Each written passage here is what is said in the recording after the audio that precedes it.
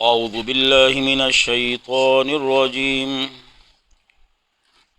بسم اللہ الرحمن الرحیم الحمد للہ رب العالمین الرحمن الرحیم مالک یوم الدین۔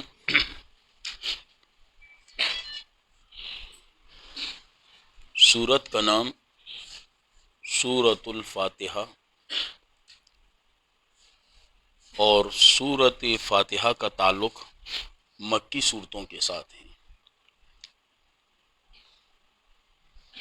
نزول کے اعتبار سے سورۃ فاتحہ 5ویں نمبر کی صورت ہے جو سورۃ لہب کے بعد نازل ہوئی، اور ترتیب مصحفی کے اعتبار سے سورۃ فاتحہ پہلے نمبر کی صورت ہیں، اس سے پہلے اور کوئی صورت نہیں۔ یاد رکھیں، ایک ہیں مصحفی ترتیب اور ایک ہیں نزولی ترتیب۔ یہ ہمارے سامنے جو قرآن کریم موجود ہیں، پہلے سورۃ فاتحہ، پھر سورۃ بقرہ، پھر سورۃ آل عمران، پھر سورۃ نساء، پھر سورۃ مائدہ، پھر اسی طرح سورۃ انعام، پھر سورۃ اعراف، پھر اسی طرح سورۃ انفال، پھر سورۃ توبہ، آخر تک جائیں۔ اسی ترتیب کے ساتھ یہی قرآن لوح محفوظ میں محفوظ ہیں، اسی ترتیب کے ساتھ، اور اسے کہا جاتا ہے ترتیب مصحفی، اور ایک ہے ترتیب نزولی۔ ترتیب نزولی کا کیا مقصد؟ نازل ہونا۔ نازل ہونے میں اس طور پر نہیں نازل ہوئی۔ 23 سالہ کم و بیش عرصے میں اللہ نے اس قرآن کو کمپلیٹ کیا، مکمل کیا۔ کبھی ایک سورت، کبھی ایک رکوع، کبھی ایک آیات، کبھی 2 آیتیں، جس قدر ضرورت اسی مطابق اللہ نے نازل کی۔ اور یقیناً یہ جو نازل کرنے کا طریقہ تھا نا، کیونکہ اللہ نے قرآن کو بھیجا بھی اس لیے کہ اس کے اندر علاج مخلوق ہے۔ اس کی یوں مثال سمجھو، جیسے کوئی ڈاکٹر بننا چاہتا ہے تو سب سے پہلے معاملہ سر سے شروع ہوتا ہے، پھر اس کے بعد کان، آنکھ، ناک، منہ، گلا، سینہ آرام آرام سے نیچے آتا ہے، ترتیب کے ساتھ ہوتا ہے۔ لیکن جب وہ ڈاکٹر بن کے آ کے اپنے محلے میں کلینک کھول دیتا ہے، اب اس کے پاس مختلف قسم کے مریض آتے ہیں، کوئی سر درد والا، کوئی پیٹ درد والا، کوئی آنکھوں کا درد والا، کوئی کان درد والا۔ اب اگر کوئی پیٹ درد والا اس کے پاس چلا جائے تو ڈاکٹر یہ نہیں کہتے 1 منٹ میں سر سے شروع کروں گا، پہلے آپ کا سر کا علاج ہوگا، پھر کانوں کا علاج ہوگا، پھر آنکھوں کا علاج ہوگا، پھر ناک کا ہوگا، پھر منہ کا ہوگا، پھر گلے کا ہوگا، پھر سینے کا ہوگا، اس کے بعد پیٹ کا ہوگا۔ مریض کا تو ستیہ ناز ہو جائے گا۔ اس وقت ڈاکٹر وہی میڈیسن وغیرہ دیتا ہے جس کی اس کو ضرورت ہوتی ہے۔ تو قرآن کریم کا نازل کرنے کا مقصد بھی مخلوق کا علاج کرنا تھا۔ تو جن جن صورتوں کی ضرورت ہوتی نا، اللہ وہی صورت نازل کر دیتا۔ جس جس رکوع کی ضرورت ہوتی، اللہ اسی رکوع کو نازل کر دیتا۔ جن جن آیتوں کی ضرورت ہوتی، اللہ انہی آیتوں کو نازل کر دیتا، انہی آیتوں کو۔ لیکن ساتھ ساتھ اپنے محبوب پیغمبر کو اطلاع بھی دیتا کہ محبوب، یہ صورت فلاں صورت کے بعد، یا یہ صورت فلاں صورت سے پہلے، یہ آیات فلاں آیات کے بعد، یہ آیات فلاں آیات سے پہلے۔ تو اسی لیے یہ ترتیب علیحدہ ہو گئے۔ ایک ہو گیا ترتیبی مصحفی جو ہمارے سامنے ہے، اور دوسرا بن گیا ترتیبی نزولی۔ ابھی میں نے آپ کے سامنے کہا کہ فاتحہ نزول کے اعتبار سے 5ویں نمبر پر ہے، گویا کہ اس سے پہلے 4 صورتیں نازل ہو چکی ہیں، اور یہ 5ویں نمبر کی صورت ہے۔ اور ترتیبی مصحفی کے اعتبار سے سورۃ فاتحہ کا نمبر پہلا نمبر، ایک یہ ذہن میں رکھیں۔ دوسری بات، اکثر صورتوں کے ابتدا میں آپ دیکھیں گے، جیسے کہ اس صورت کے ابتدا میں دیکھیں سورۃ الفاتحہ مکیہ، ذرا آگے آئیں سورۃ البقرہ مدنیہ۔ بعض لوگ کہتے ہیں کہ جی مکیہ سے مراد یہ کہ مکے میں نازل ہوئی، مدنی سے مراد یہ کہ مدینے میں نازل ہوئی۔ نہ بابا، یہ غلط۔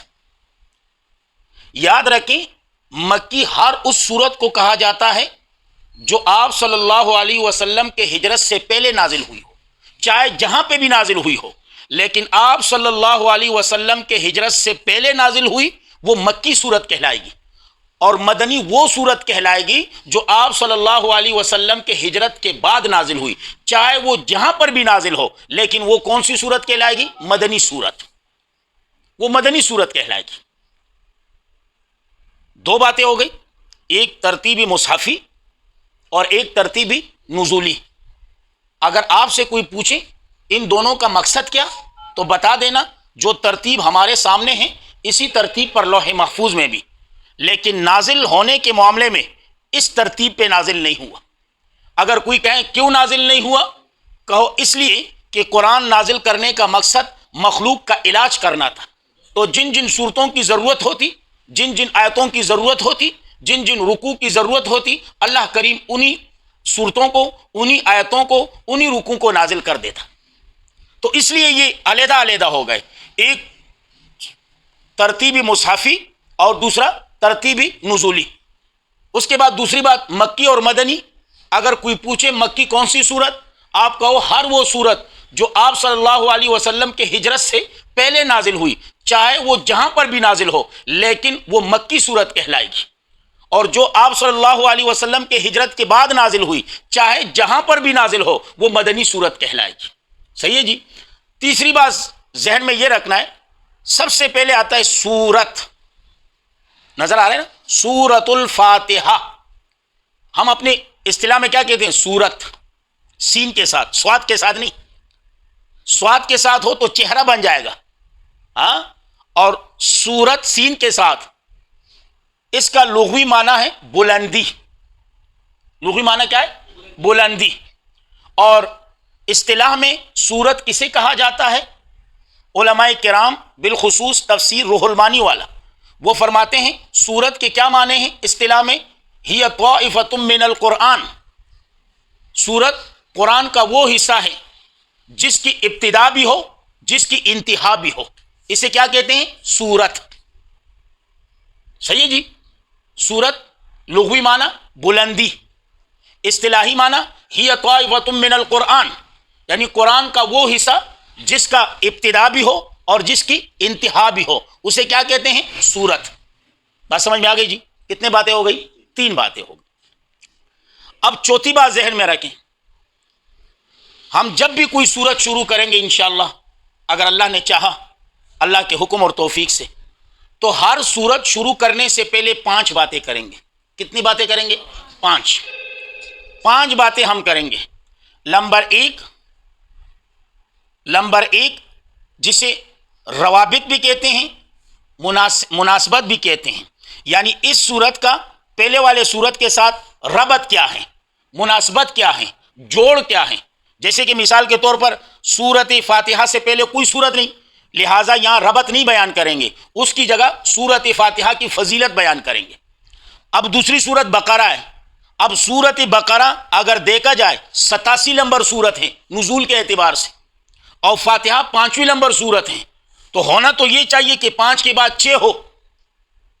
چلو جی 6 نہ سی 7 8 9 10 11، لیکن یہاں ڈائریکٹ 87 پہ چلے گئے، کیوں؟ ان دونوں کے مابین ربط کیا ہے، جوڑ کیا ہے، مناسبت کیا ہے؟ تو ہم کہیں گے دیکھیں جی، آپ کو سمجھانے کے لیے کہہ رہا ہوں، سورت فاتحہ میں ہم نے مختصر انداز میں 3 جماعتوں کے متعلق پڑھا، منعوم علیہم، مغضوب علیہم، ضالین۔ اب اسی سورت بقرہ میں انہی 3 جماعتوں کی تفصیل آ رہی ہیں، اسی مناسبت کی وجہ سے فاتحہ کے بعد سورت بقرہ کو لے کر آ گئے۔ اسے کہتے ہیں ربط۔ کیا کہتے ہیں؟ ربط، یا مناسبت کہو یا جوڑ کہو، ایک یہ بیان کریں گے۔ دوسرا دعوی سورت، بعضی دعویٰ کہتے ہیں، بعضی موضوع کہتے ہیں، اور بعضی مرکزی مضمون کہتے ہیں۔ جیسے کہ سورت فاتحہ ہے، اب یہ سورت جو ہے 7 آیتوں پر مشتمل، ان 7 آیتوں کا مرکزی مضمون کیا ہے؟ ان 7 آیتوں کا دعویٰ کیا ہے؟ ان 7 آیتوں کا مقصد کیا ہے؟ صحیح ہے نا؟ یہ 3۔ الفاظ مقصد تینوں کا ایک ہے لیکن الفاظ جو ہیں ذرا جدا جدا ہیں. بعض اساتذہ تعبیر کرتے تھے مقصد کے ساتھ، بعض اساتذہ تعبیر کرتے تھے مرکزی مضمون کے ساتھ، بعض اساتذہ ہمارے تعبیر کرتے تھے دعوی صورت کے ساتھ. یہ دوسری بات ہوگی. تیسری بات جو ہم کریں گے، یہ صورت ہیں، صورت کی تقسیم اور خلاصہ. جیسے کہ صورت فاتحہ ہے 7 آیتوں پر مشتمل، سورت کی تقسیم 3: الحمدللہ رب العالمین، الرحمن الرحیم، مالک یوم الدین. یہ پہلا حصہ ہو گیا، پہلا حصہ یا پہلا باب کہو.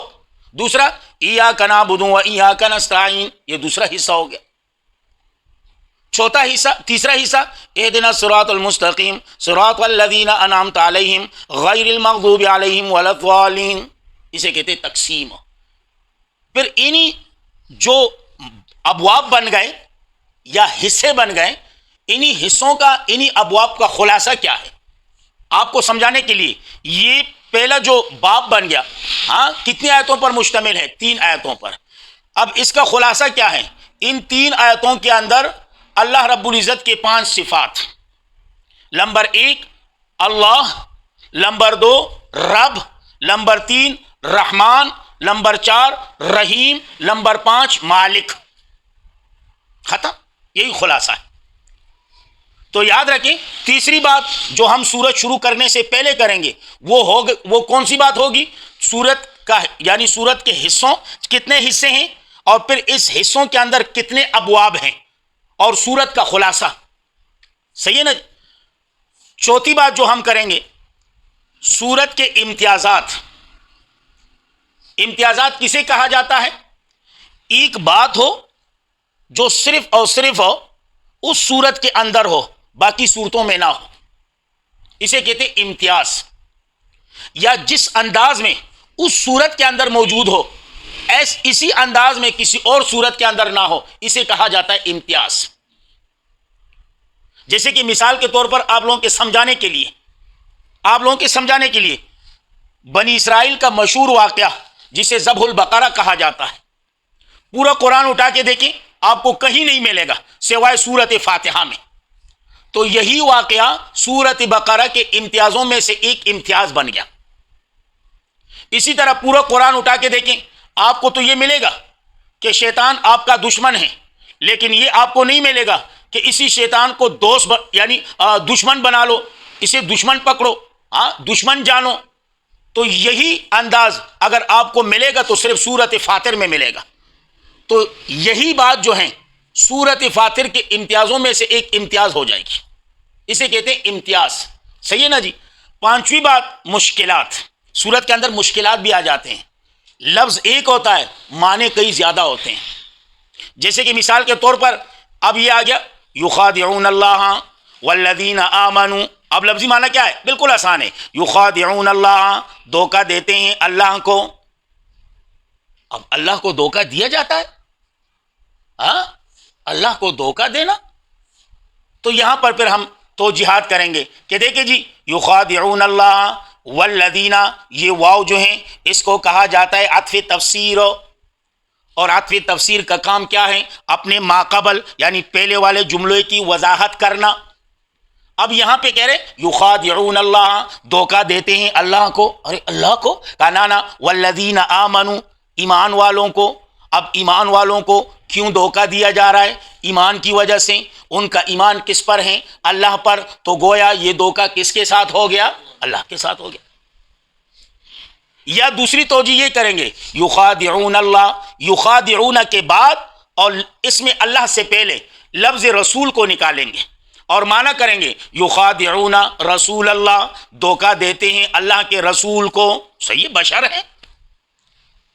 یا توجہ کریں گے یخادعون اللہ علی بدعمہم، دھوکہ دیتے ہیں اللہ کو حقیقت میں نا، علی دعمہم، اپنے گمان کے مطابق. حقیقت میں کوئی بھی اللہ کو دھوکہ نہیں دے سکتا، لیکن اپنے گمان کے مطابق سوچتا ہے کہ چلو جی میں نے اللہ سے دھوکہ کر لیا. اسے کہا جاتا ہے مشکلات. تو یہ 5ویں بات ہماری ہوگی. صحیح ہے جی؟ ہر صورت کے شروع کرنے سے پہلے کتنی باتیں کریں گے ہم انشاءاللہ؟ 5. نمبر 1 ربط، نمبر 2 دعویٰ، نمبر 3 خلاصہ تقسیم، اور نمبر 4 امتیازات، نمبر 5 مشکلات. صحیح ہے جی؟ کتنی باتیں ہو گئی جی؟ 5 باتیں. اور درس کے حوالے سے کتنی باتیں ہو گئی؟ 4 یا کتنی باتیں ہو گئی؟ سو رہے تھے یا جاگ رہے تھے؟ کتنی باتیں ہوئی؟ 8 نہیں جی. ارے بابا پہلی بات نوٹ کر لو، ذہن میں رکھو. پہلی بات ترتیبی مصحفی اور ترتیبی نزولی. دوسری بات مکی اور مدنی. تیسری بات سورت کے حوالے سے. چوتھی بات سورت کے ابتدا کرنے سے ہمارا طریقہ کار. کتنی باتیں ہو گئی؟ 4 باتیں ہو گئی. آگے جاؤں یا بس؟ یہ 4 باتیں ہو گئی. صحیح ہے نا جی؟ یہ 4 باتیں. اب 5ویں بات کی طرف آ جائیں. سورت الفاتحہ. ایک نام تو آپ کے سامنے ہے، ایک نام سامنے ہے. اس کے علاوہ تقریباً 24 نام اور ہیں. کتنے نام اور ہیں؟ 24 نام. یعنی اس نام کو ملا کر سورت کے کل نام 25 ہو گئے. کتنے ہو گئے؟ 25 نام ہو گئے. اور یقیناً یہ زیادہ نام دلالت اس بات پر کہ یہ سورت معمولی سورت نہیں، یہ بہت بڑی سورت ہے. بہت بڑی سورت. اس کی یوں مثال سمجھیں، ایک بندہ ہے قرآن حفظ کیا ہوا ہے، لوگ اسے حافظ کہتے ہیں. اگر تجوید بھی کیا ہے تو قاری صاحب کہتے ہیں. اگر ساتھ ساتھ عالم کورس بھی کیا ہے تو مولانا صاحب بھی کہتے ہیں. اگر افتاء کا کورس کیا ہے مفتی صاحب بھی کہتے ہیں. اب اگر ایک ہی بندے کو حافظ، قاری، مولانا، مفتی کہا جائے تو یہ 4 نام کس بات پر دلالت کریں گے؟ اس آدمی کی فضیلت اور مقام پر. ارے بابا یہ وہ بندہ ہے جو حافظ بھی ہیں، جو قاری بھی ہیں، عالم بھی ہیں، مفتی بھی ہیں. اسی طرح سورت کے 25 نام ہیں جو اس بات پر روز روشن کی طرح واضح کہ یہ سورت معمولی سورت نہیں، بہت بڑی فضیلت والی سورت ہیں، بہت بڑی عظمتوں والی سورت ہیں. ایک نام فاتحہ. آپ کی آسانی کے لیے علماء طلباء والا انداز نہیں، بالکل عام فہم انداز. فاتحہ، ایک نام فاتحہ ہے. فاتحہ کو فاتحہ کیوں کہتے ہیں یہ ذہن میں رکھیں. سورت فاتحہ کو فاتحہ اس لیے کہتے ہیں کہ اسی سورت سے قرآن کریم کا افتتاح ہوتا ہے. اسی سورت سے قرآن کریم کی افتتاح ہوتی ہے. تو اسی بنیاد پر نام سورت الفاتحہ.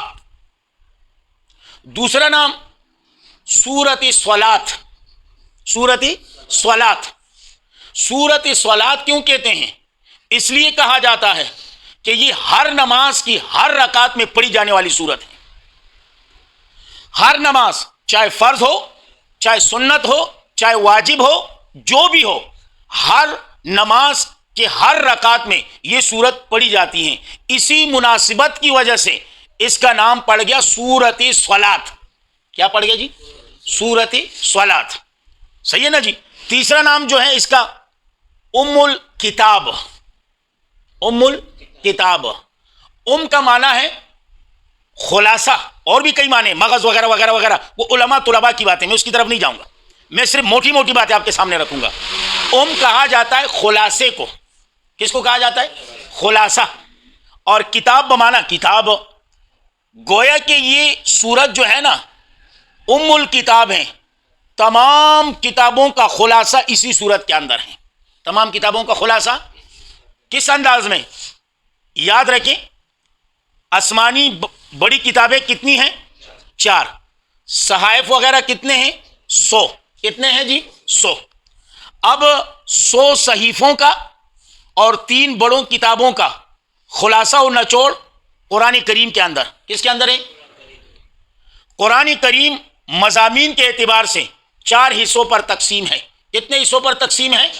نمبر 1 سورت فاتحہ سے سورت انعام تک.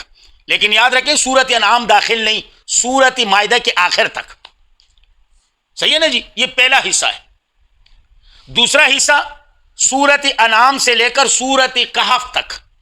سورت کہف داخل نہیں، سورت بنی اسرائیل کے آخر تک. تیسرا حصہ جو ہے نا وہ سورت کہف سے لے کر سورت سبا تک. سورت سبا داخل نہیں، سورت احزاب کے آخر تک. اور چوتھا حصہ جو ہے نا وہ سورت سبا سے لے کر من الجنت والناس تک. بات سمجھ میں آ رہی؟ اب پہلا حصہ اس میں بے شمار مسائل، بے شمار احکامات، بے شمار اوامر نواہی وغیرہ، لیکن مرکزی مضمون ایک ہیں. مرکزی مضمون ایک ہی ہیں. اور وہ مرکزی مضمون کون سا ہے؟ خالق لکل شیء هو اللہ. خالق لکل شیء هو اللہ، ہر چیز کا پیدا کرنے والا ایک ہی اللہ. یہ پہلا حصے کا مضمون، مرکزی مضمون یہ ہے. اب دوسرا حصہ جو سورت انعام سے شروع ہوتا ہے سورت کاف تک، اس میں بھی بے شمار مسائل، احکام، اوامر، نواہی، لیکن مرکزی مضمون ایک ہیں. مرکزی سورت انعام سے سورت کاف تک مرکزی مضمون ایک ہے. وہ کون سا ہے؟ وہ مرکزی مضمون یہ ہے المربی لکل شیء هو اللہ. المربی لکل شیء هو اللہ، ہر چیز کو پالنے والا، ہر چیز کو حد کمال تک پہنچانے والا، انتہا تک پہنچانے والا ایک اللہ. کون ہے جی؟ ایک اللہ ہے. یہ نہ کہ پیدا کر کے چھوڑ گیا، نہ پیدا بھی کیا اور حد کمال تک پہنچایا بھی. اب تیسرا حصہ جو شروع ہوتا ہے نا سورت قاف سے سورت سبا تک، اس کے اندر بھی بے شمار مسائل، احکام، اوامر، نواہی، لیکن مرکزی مضمون ایک ہوگا. مرکزی مضمون ایک ہی ہے، ایک ہی مضمون. اور وہ ایک ہی مضمون کون سا ہے؟ یاد رکھیں، المبارک فی کل شیء هو اللہ. فی کل شیء هو اللہ، برکتیں ڈالنے والا ہر چیز میں ایک اللہ. برکتیں ڈالنے والا ہر چیز میں ایک اللہ. صحیح ہے جی. اب سورت سبا سے والناس تک جو چوتھا حصہ ہے قرآن کریم کا مضامین کے اعتبار سے، اس کے اندر دو مضمون. کتنے مضمون؟ دو مضمون. ہاں، ایک مضمون جو ہے، ہاں یاد رکھیں، ایک مضمون اس بات قیامت اور دوسرا مضمون نفی شفاعت قہری. صحیح ہے جی. یہ مضامین ہو گئے قرآن کریم کے. اب پورا قرآن کریم کا خلاصہ جو ہے وہ کس کے اندر ہیں؟ ان صورتوں کے اندر جسے مفصلات کہتے ہیں. کیا کہتے ہیں؟ اور یقیناً پھر انہی مفصلات کا خلاصہ جو ہے سورت زمر، ذرا کوڑے جلتی آیات نمبر 2 دیکھیں. سورت زمر آیات نمبر 2 کے اندر موجود.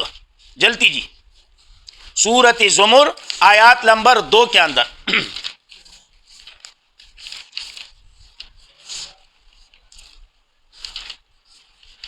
آیات نمبر 2 کے اندر انا انزلنا الیک الکتاب بالحق فاعبد اللہ مخلصا لہ الدین الا للہ الدین الخالص. اسی آیات کے اندر. اب اس کا خلاصہ جو ہے نا سورت فاتحہ کے اندر آئے جی. سورت فاتحہ کے اندر کس کے اندر ہے جی؟ سورت فاتحہ کے اندر. سورت فاتحہ کا خلاصہ جو ہے نا دو الفاظ میں، ایاک نعبد و ایاک نستعین میں. ایاک نعبد، اے اللہ تیری ہی عبادت کرتے ہیں، آپ کے بغیر کسی اور کی عبادت نہیں کرتے ہیں. و ایاک نستعین، اے اللہ تجھ ہی سے مدد مانگتے ہیں. ما فوق الاسباب، آپ کے بغیر کسی اور سے مدد نہیں مانگتے ہیں. آپ کے بغیر کسی اور سے مدد نہیں مانگتے. صحیح ہے نا جی. ایاک نعبد و ایاک نستعین، یہ خلاصہ سورت فاتحہ کا. صحیح جی، سمجھ میں آ رہا ہے. اب سورت فاتحہ کا خلاصہ بسم اللہ کے اندر. اس کے اندر بس سمجھ میں آ رہی ہے نا؟ بسم اللہ کے اندر. ہاں، اور بسم اللہ کا خلاصہ بسم اللہ کے با کے اندر. کس کے اندر ہے؟ بسم اللہ کے با کے اندر ہے. ہاں، اسی لیے شاہ عبدالعزیز رحمہ اللہ فرمایا کرتے تھے اپنے شاگردوں وغیرہ سے کہ جب بھی با لکھنی ہے اس با کو ذرا اچھا خاصا لکھا کریں، کیونکہ اس با کے اندر 104 آسمانی کتابوں کے علوم پوشیدہ ہیں. کتنے؟ 104. اور با اب یہ استعانت کے معنی میں بھی آتا ہے، با الساق کے معنی بھی آتا ہے. وہ اپنی جگہ گفتگو علماء طلباء کے لیے. لیکن صرف اتنا کہوں گا، قرآن کریم کی ابتدا بسم اللہ سے. بسم اللہ کا پہلا حرف با. قرآن کریم کا اختتام تکمیل من الجنت والناس، من الجنت والناس کا آخری حرف سین. اب با کو سین کے ساتھ ملا دو، با کو سین کے ساتھ ملا دو تو بن جائے گا بس. کیا بن جائے گا؟ اے انسان، تیرے ہدایت کے لیے، تجھے جنت تک پہنچانے کے لیے، تجھے اللہ تک ملانے کے لیے یہی ایک قرآن بس، یہی ایک قرآن بس. تو آئے ذرا اس قرآن کے قریب. اگر اللہ کے قرب چاہتے ہو نا تو قرآن کے قریب آئے، اور یہی قرآن آپ کو اللہ کے قریب کر سکتا ہے. تو یہ 5 باتیں ہو گئی آج کے درس کی. باقی انشاءاللہ کتنے نام میں نے بتائے؟ 3 نام بتائے. نمبر 1 سورۃ فاتحہ، نمبر 2 سورۃ صلاۃ، نمبر 3 سورۃ ام الکتاب. اور ام الکتاب کیوں کہتے ہیں میں نے وجہ بیان کر دی. باقی انشاءاللہ اگر زندگی رہی تو کل. اللہ رب العزت ہمارے اس درس کو اپنے دربار میں قبول و منظور فرمائے. بالخصوص میرے والدین کے لیے، ہمارے تمام اساتذہ اور شیوخ کے لیے، تمام اہل حق علماء کرام، طلباء کرام اور اسی طرح طالبات کے لیے، آپ کے لیے، آپ کے والدین کے لیے، آپ کے عزیز و اقربا کے لیے، تمام عالم کے مسلمانوں کے لیے، ہمارے لیے اللہ رب العزت ذریعہ نجات اور ذریعہ بخشش بنا دیں. جس قدر مسلمان دنیا سے رخصت ہو چکے ہیں اللہ سب کی معافرت فرما دیں. اللہ سب کے اہل خانوں کو صبر جمیل عطا فرما دیں. اور جو بیمار ہیں چاہے گھروں میں ہو یا ہاسپٹلوں میں ہو، چاہے مرد ہو یا لیڈیز ہو، جوان ہو، بچے ہو، اللہ سب کو شفائے کاملہ اور صحت کاملہ نصیب فرمائے. جو پریشان حال ہیں اللہ ان کی پریشانیوں کو دور فرمائے. جن کے ہاں اولاد نہیں اللہ ان کے جولیوں کو اولاد کی نعمت سے بھر دیں. جن کے ہاں نارینہ اولاد نہیں اللہ ان کی جولیوں کو نارینہ اولاد کی نعمت سے بھر دیں. جو صاحب اولاد ہیں اللہ ان کے اولاد کو ہماری اولاد سمیت اپنے دین میں قبول و منظور فرمائے، اپنے دین کا سچا سپاہی بنائے، اپنے پیغمبر کا سچا عاشق بنائے، اور اپنے ماں باپ کا صحیح تابعدار اور سچا مسلمان بنائے. اللہ کریم ہم سب کو اپنے دین میں قبول و منظور فرمائے. اللہ کریم ہم سب کے گناہوں کو معاف فرمائے. اللہ کریم ہم سب کا خاتمہ ایمان پر نصیب فرمائے. بالخصوص مرتے وقت یہ خوبصورت کلمہ لا الہ الا اللہ محمد الرسول اللہ اللہ کریم ہماری زبان پر جاری اور ساری فرمائے. وآخر دعوانا الحمدللہ.